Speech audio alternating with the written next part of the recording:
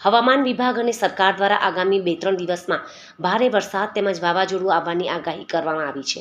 આ કુદરતી આપત્તિના અનુસંધાને ખેડૂતો વેપારીઓને એપીએમસીને કોઈ આર્થિક નુકસાન ન થાય તે માટે પાટણ એપીએમસી દ્વારા એક અગત્યની બેઠક યોજીને તમામ આગોતરી વ્યવસ્થાઓ પૂર્ણ કરી લેવામાં આવી છે।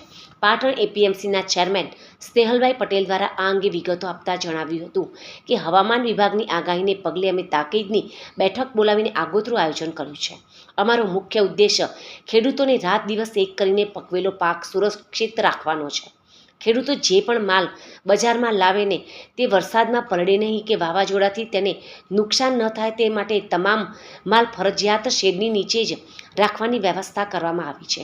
ખેડૂતોના તમામ પાક વરસાદ અને પવનથી સુરક્ષિત રહે તે માટે તેને ફરજિયાત શેડની નીચે જ રાખવાની કડક સૂચના આપવામાં આવી છે। એપીએમસીના તમામ વેપારી મિત્રોને પણ આ અંગે અગાઉથી જાણ કરી દેવામાં આવી છે અને સાવચેતીના તમામ પગલાં લેવા તાકીદ પણ કરાઈ છે।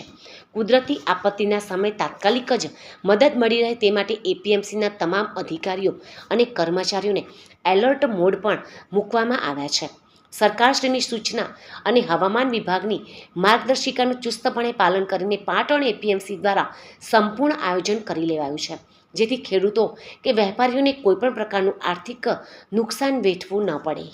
આગામી 2-3 દિવસમાં અને અગાઉ પણ વરસાદ કે વાવાઝોડું આવવાની આગાહી હવામાન વિભાગ અને સરકાર દ્વારા પણ આપવામાં આવેલી હતી। એના અનુસંધાને અમે પાટણ એપીએમસી દ્વારા અગત્યની બેઠક કરી આગોતરું આયોજન કરવા માટે ખેડૂતે ઉત્પાદિત કરેલો જે માલ છે એ માલને ક્યાંય પલળે નહીં કે વાવાઝોડાથી કોઈ નુકસાન ન થાય એ પ્રકારની આગોતરી વ્યવસ્થા કરી અને ખેડૂત કદાચ માલ લાવે તો એ માલ શેડની નીચે જ રાખે, જેથી કરી અને પલળી કે એનો બગાડ ના થાય એની વ્યવસ્થા કરી અને અમે બધા જ એપીએમસીના અમારા સૌ અધિકારીઓ અને કર્મચારીઓ એ પણ વેપારીઓને પણ સૂચના આપી છે અને અધિકારી કર્મચારીઓ એ પણ એલર્ટ છે। આગોતરું આયોજન સંપૂર્ણપણે કરેલું છે, જેથી કરી અને ખેડૂતોના માલ કે વેપારીને કે એપીએમસીને ક્યાંય પણ કોઈ પણ પ્રકારનો કુદરતી આપત્તિ કદાચ આવે તો પણ એનું નુકસાન ન થાય એ પ્રકારે અમે વ્યવસ્થા રાજ્ય સરકારની સૂચનાના હવામાન વિભાગની આગાહી પ્રમાણે કરી।